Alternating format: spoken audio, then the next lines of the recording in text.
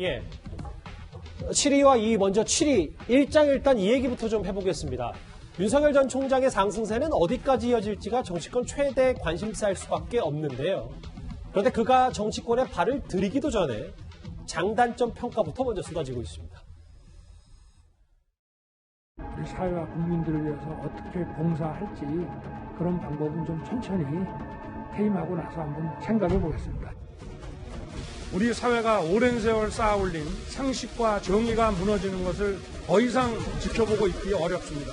제가 어떤 위치에 있든지 자유민주주의와 국민을 보호하는 데 온 힘을 다하겠습니다. 앞서 여기 계신 분들이 이제 윤석열 정치 임무는 상수다, 현실이다라는 분석도 동시에 해주셨는데, 김구식 교수님. 네. 여기 저희가 한번 윤 전 총장 주변에 어떤 이미지들이 떠다니는지 한번 봤거든요.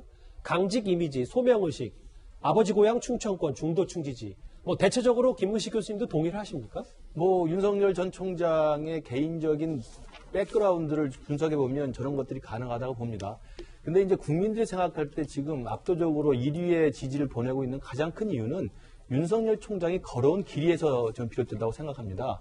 잘 생각하시지만 특수부 검사 27년 하면서 지금 시대의 화두가 되고 있는 공정과 정의, 그리고 계속 윤석열 총장이 강조하고 있는 법치주의, 이런 맥락에서 보면 올곧게 27년의 검사 생활을 바로 그런 공정과 정의를 지키기 위해서 고생을 하고 또 법치주의 확립을 위해서 고생했던 거라는 강직한 이미지가 분명히 남아있는 거죠.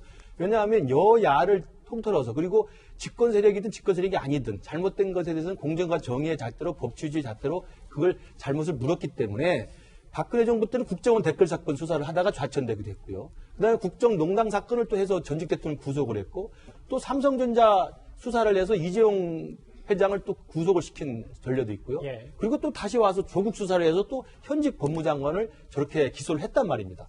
바로 그렇기 때문에 사실은 뭐 눈치 보지 않고 공정과 정의라는 시대적 화두에 가장 부합하는 강직한 불굴의 정신의 이미지가 가장 크다고 생각하고, 예. 이게 아까 제가 말씀드린 야권의 후보로서는 가장 큰 장점이라고 생각합니다. 정권과 맞서 싸울 수 있는 강직한 이미지. 예. 그리고 이제 아버님 고향이 충청도이고 중도층이 있다는 이야기는 이제 제가 볼 때 좀 과외 변수로 들어갈 수 있는 것이고요. 아하. 그런 것보다는 과연 야권의 대표주자이자 지금의 시대 가치를 온전하게 받아 안을 수 있는 장점이 있느냐, 그런 면에서 봤을 때는 다른 후보들보다는 그런 강점을 갖고 있다.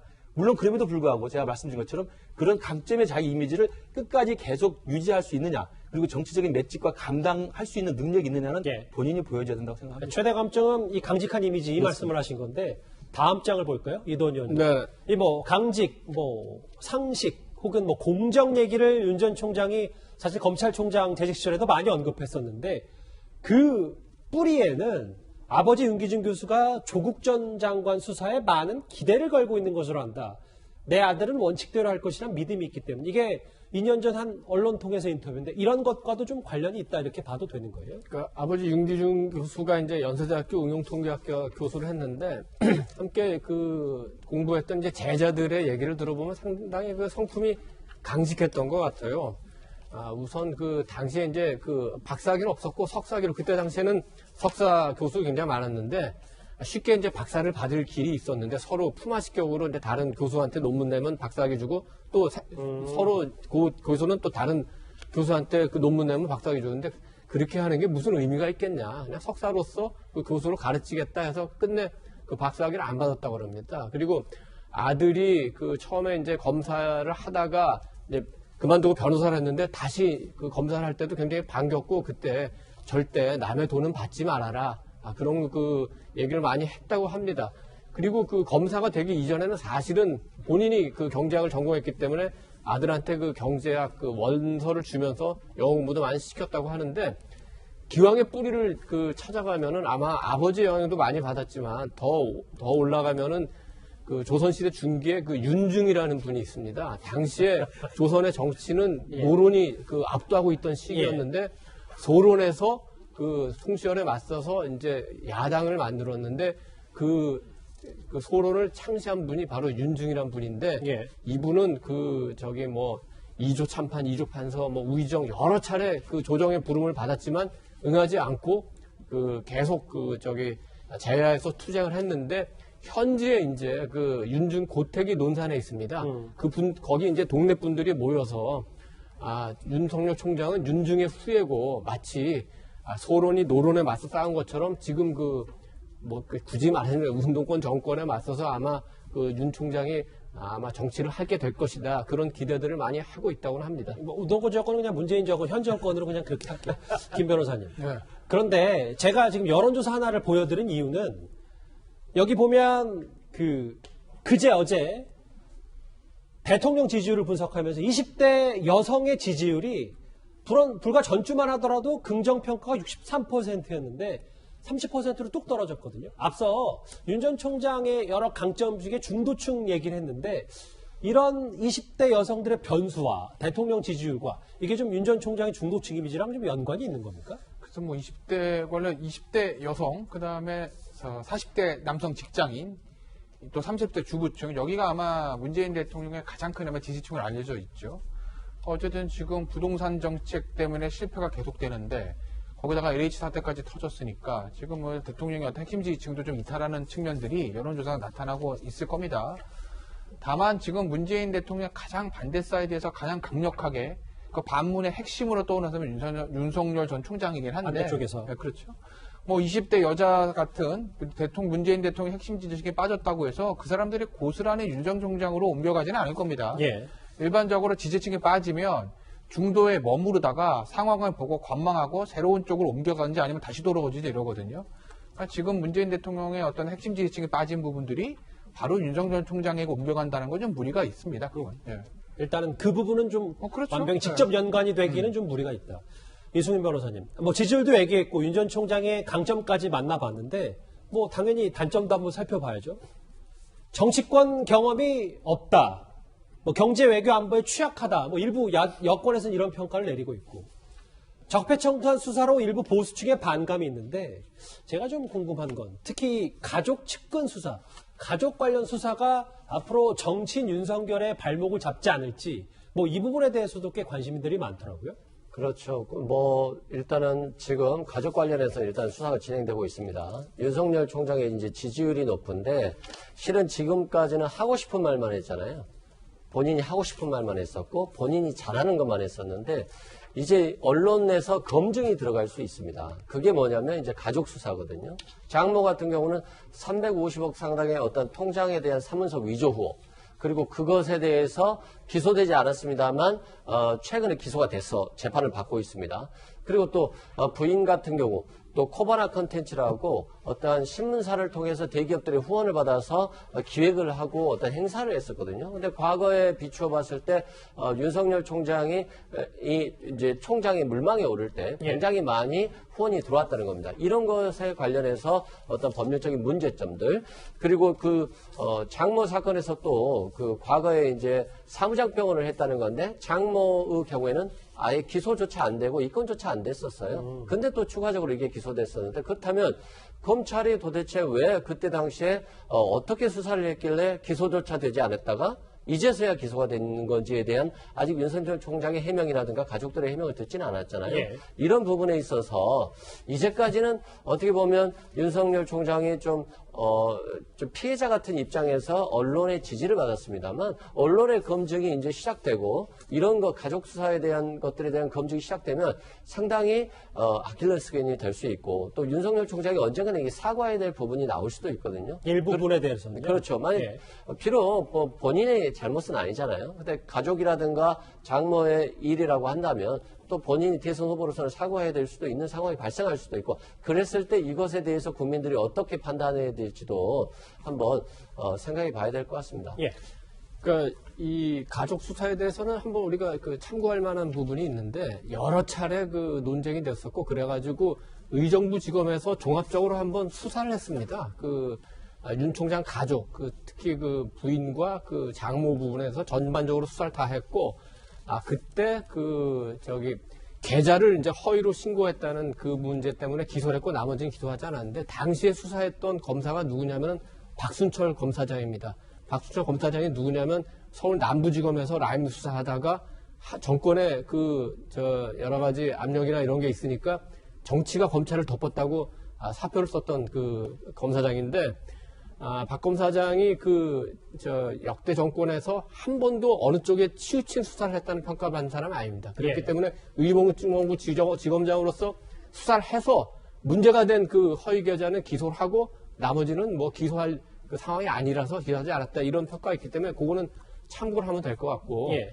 또 하나 이것도 이제 굉장히 중요한 부분에서 짧게만 얘기하겠습니다. 예. 정책과 관련된 건데 외교 안보를 모른다, 경제를 모른다. 그렇겠죠. 뭐 역대 대통령이 얼마나 외교 안보와 경제를 많이 알았는지 모르지만 윤 총장도 그건 마찬가지입니다. 근데 정책에서 가장 중요한 게 뭔지 아십니까? 바로 방향입니다. 방향. 안보도 한미 관계, 한미 동맹이 정말 중요하다. 이걸 축으로 해서 일본과 협력하고 중국과 협력하고 북한 핵 문제 해결하고 남북 관계도 개선을 추진한다. 이 방향만 딱 맞으면은 전문가들이 많기 때문에 추진하는데 문제가 없습니다. 경제도 지금 현대 경제는 시장 경제, 기업이 가장 중요하다. 기업이 활동할 수 있도록 하고 그 대신 그 경쟁에서 뒤처진 중소기업이라든지 또 어려운 분들은 정부에서 도와줘야 된다. 이 방향만 맞으면 그 나머지 그 경제 성장 분야 이런 건 기업들이 알아서 다 합니다. 근데 굳이 얘기하면은 지금 문재인 정권이 이 안보와 경제에서 방향이 옳게 가고 있는 건가요?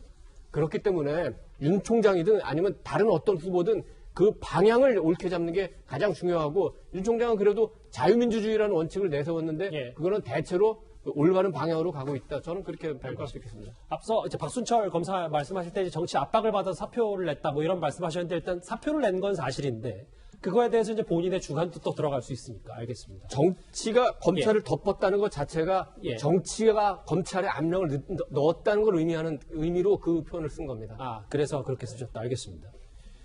어제 오세훈 안철수 서울시장 단일화 후보 토론에서도 윤석열 전 총장이 큰 이슈였습니다.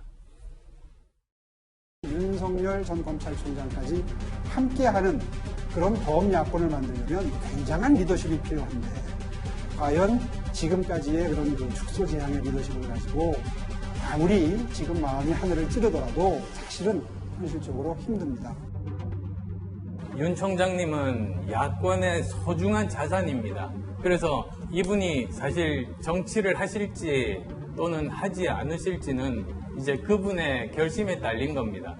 정말 저는 간절합니다. 윤 총장님께서 정치를 하신다면 대선 후보로 정치를 하지 않으시더라도 힘을 보태시는 역할을 하시면 좋겠다.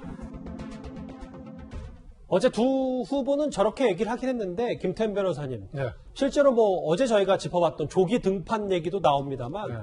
조기 등판까지는 아니더라도 글쎄 이게 빠른 건지 늦은 건지 저도 뭐 개인적으로 판단이 잘 안 섭니다만 만약에 두 사람 중에 야권의 단일 후보가 한 명으로 정해지면 그땐 윤 전 총장 분명히 메시지를 내야 되는 겁니까? 근데 정치권과 언론에서 얘기하는 조기 등판이 언제를 말씀하시니까 이제 궁금하다. 왜냐하면 가장 강력한 마무리는 9회에 나와야 되는 겁니다. 끝판왕 오승환 선수라든지. 근데 이제 그 마무리 투수가 5회나 6회부터 나오면 선발 투수 그냥 무너지고 그냥 게임이 어떻게 될지 모를 때 조기 등판하는 거거든요. 그런데 모르겠어요. 지금 서울시장 선거가 어떻게 흘러갈지 모르겠으나 현재 나와 있는 여론조사의 흐름들이 뭐 야권의 글이 나쁘지 않다라고 판단이 되면 굳이 윤석열 총장의 위험을 감수하고 조기 등판할 가능성은 그렇게 높아 보이진 않는다. 그러니까 유동적인 거죠. 판세를 볼 겁니다.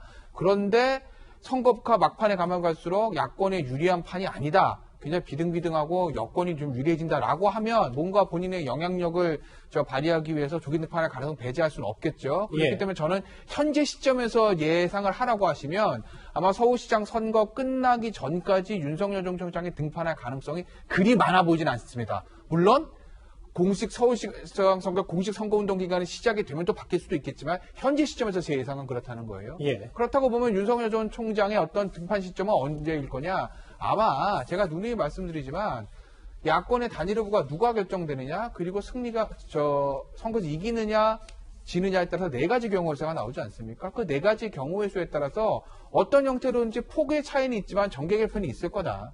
그 정계 개편의 와중에서 윤석열 전 총장이 야권의 중요한 중심축으로 떠오를 때 그때 아마 저는 등판할 거라고 저는 그렇게 보고 있습니다. 바로 나오진 않을 것이다라는 네, 저는 그렇게 보고 김 변호사님의 전망인데 오늘 국민의힘 하태경 의원은 윤석열 전 총장을 이렇게 평가를 했습니다. 같이 한번 들어보겠습니다.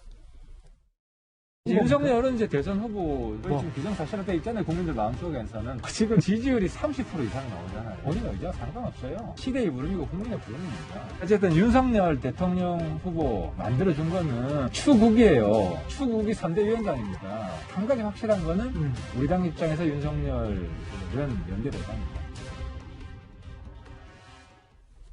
김근식 교수님, 네. 뭐 하태경 의원도 요즘 뭐 러브콜 아닌 러브콜이 워낙 많이 쏟아지니까 확실한 건 국민의 입장에서는 윤 전 총장은 연대 대상이다. 아까 김태현 변호사님은 바로 윤 전 총장이 뭐 보궐선거 직전에 나오진 않을 것이라고 했는데 김근식 교수님은 개인적으로 어떻게 전망하십니까? 저도 그렇게 생각합니다. 우선 안철수 후보나 오세훈 후보나 당장 서울시장 선거를 뛰는 분들이기 때문에 지금 가장 인기를 얻고 있는 윤석열 총장의 지지를 직간접적으로 얻는다고 한다면 그건 굉장히 도움이 될 거라고 생각해서 아마 구애를 하고 있는 것 같고요. 그래서 과거 5년 전 만남을 이야기하거나 간접적 소통하거나 이런 식의 이제 표현을 하고 있는데 제가 볼 때는 윤석열 총장의 입장에서 본다면 서울시장 선거의 판세와 상관없이 서울시장 선거가 끝날 때까지는 정치적으로 분명한 어떤 편을 들거나 지지 지원을 하는 것은 제가 볼 때 굉장히 위험하다고 생각이 들고요. 예. 오히려 행보를 한다면 정치와 좀 무관한 자연인 윤석열로 돌아왔을 때 자기가 움직일 수 있는 굉장히 좀 소프트한 행보라고 할까요? 이런 것들을 생각해 볼 수 있다고 생각합니다. 한 번 누구를 만나든 간에. 연착륙하는 방법이요. 그렇습니다. 그리고 만에 하나 그런 건 있을 수 있습니다. LH 사태라든지 성추행 사건이라든지 이런 식의 굉장히 그 나라 전체를 뒤흔들 만한 굵직한 현안들이 있다고 한다면 이제는 야권의 대표주자 1위 주자이기 때문에 그런 굵직한 국가 현안이나 정치 현안에 대해서는 목소리를 낼 수는 있죠. 그러나 그건 특정 후보나 특정 진영을 편든다는 것보다는 정치인 윤석열로서의 자기의 목소리를 낼 수는 있습니다만 제가 볼 때 서울시장 선거에 직간접적으로 개입하거나 특정 후보를 지원하는 일은 안 할 것이다. 그렇게 봅니다. 두 분이 거의 비슷한 전망을 하셨군요. 네, 이승윤 변호사님. 아까 하태경 의원이 윤석열 전 총장의 선대본부장은 조국, 추미애 두 전직 법무부 장관이다 이런 얘기를 했는데 실제로 오늘 추미애 전 장관이 한 언론과 인터뷰를 한 모양인데 여기서 대선 출사표 얘기를 하니까 시대가 원한다면이라는 얘기를 했는데 정말로 내가 윤석열의 대항마다 이렇게 얘기하면서 추미애 전 장관이 나설 거라고 보십니까? 추미애 장관도 정치인이고 당대표도 했고 충분히 나설 가능성은 있다고 생각해요. 다만 이제 윤석열 총장과의 어떤 법률적 다툼에서 행정소송에서 일단 패소를 했기 때문에 단기적으로 보면 진 것 같은 어떤 그런 이미지가 있고 또 조국 전 법무부 장관 같은 경우도 실은 대선 후보군이었는데 윤석열 총장의 수사위에서 낙마한 거와 같은 결과잖아요. 그렇기 때문에 지금으로서는 윤 총장이 완승한 걸로 보이지만 또 정치는 생물 아니겠습니까? 정치는 생물이고 이제까지 또 어떻게 보면 추미애 장관이 좀 억울한 측면이 있다라고 본인이 주장하는 게 실은 언론에서 굉장히 많이 두들겨 맞았거든요. 굉장히 비호감적으로 이렇게 보도되는 경향이 좀 많이 있었고 또 반면에 윤석열 총장 같은 경우는 어떤 피해자라고 하는 모습에 있어서 굉장히 호의적인 부분이 있었어요. 그래서 언론에 어떤 검증이 좀 부족했다고 볼 수 있는데 대선으로 간다라고 한다면 이제 검증이 본격적으로 시작하지 않겠습니까? 그게 좋든 싫든. 그래서 윤석열 총장의 저는 또 이런 생각이 들어요. 실은 윤석열 총장이 검찰에서만 있었잖아요. 그렇기 때문에 검찰에서 많은 어떤 사건에 대한 처리들을 했을 건데 그 사건 처리와 관련해서 부적절한 어떤 사건 처리가 있었다라고 한다면 이것에 대한 어떤 제보들도 많이 있을 것으로 보여지고요. 그런다고 봤을 때는 정치는 생물이기 때문에 또 추미애 장관에게 기회가 올 수도 있지 않을까 이런 생각이 듭니다. 김 변호사님, 짧게 하나요. 윤석열 대항마는 나다. 추미애 전 장관이 이렇게 기치를 내걸고 정말 대선 출사표를 던지면 좀 더 여권 내부에서는 이게 좀 더 부담이 되진 않을까? 어떻게 바라보십니까? 제가 예상, 개인 의견입니다. 제가 국민의힘 지도부다, 또는 야권의 핵심 인사다라고 가정으로 말씀드리면 저 추미애 장관이 핵심 지지층 지지를 얻고 전 장관이죠. 대선판에 뛰어든다. 한자 성어로 6자로 불감청 고소원이라고 하죠. 좀 더 쉽게 좀 풀어주세요. 제가 야권 지지자라면 크게 반길 일이다. 야권 지지자들. 야권의 지도부, 국민의힘의 지도부라든지 야권의 핵심 인사라고 하면 추미애 장관이 민주당 대선 후보 경선에 나와서 작년처럼 추윤의 어떤 그 국면이 펼쳐지는 것은 야권에게는 아주 좋은 일이다라고 저는 봅니다. 민주당 지도부의 생각은 어떤지 모르겠습니다. 윤석열 전 총장 관련 윤여준 전 장관의 강연 얘기와 추미애 전 장관의 대선 가능성 얘기까지 저희가 하나하나 집중적으로 살펴봤습니다. 다음 주제 넘어가기 전에요. 속보가 들어왔습니다. 일단 이변은 없었던 것 같습니다. 민주당의 박영선 후보가 열린민주당의 김진애 후보를 꺾고 여권의 단일 후보로 확정이 됐습니다. 예.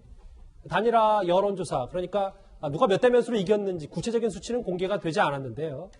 박영선 후보가, 민주당의 박영선 후보가 여권의 단일 후보로 확정이 됐다는 소식 조금 전에 속보로 들어와 있고 제가 전해드렸습니다.